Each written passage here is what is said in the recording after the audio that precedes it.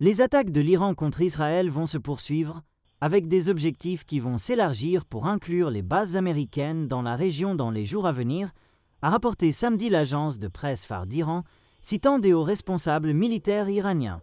Ce conflit ne se terminera pas avec les actions limitées de la nuit dernière, et les attaques de l'Iran vont continuer, et cette action sera très douloureuse pour les agresseurs, a rapporté Phare, citant des hauts responsables militaires.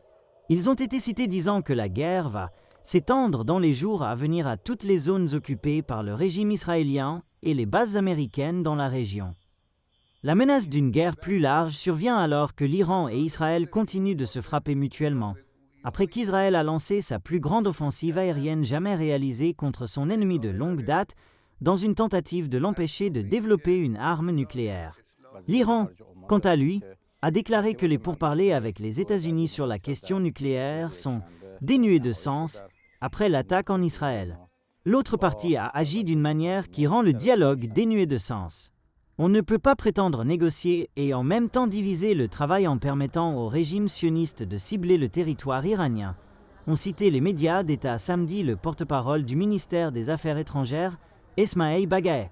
Il a déclaré qu'Israël a réussi à détruire le processus diplomatique et que l'attaque israélienne n'aurait pas eu lieu sans l'autorisation de Washington.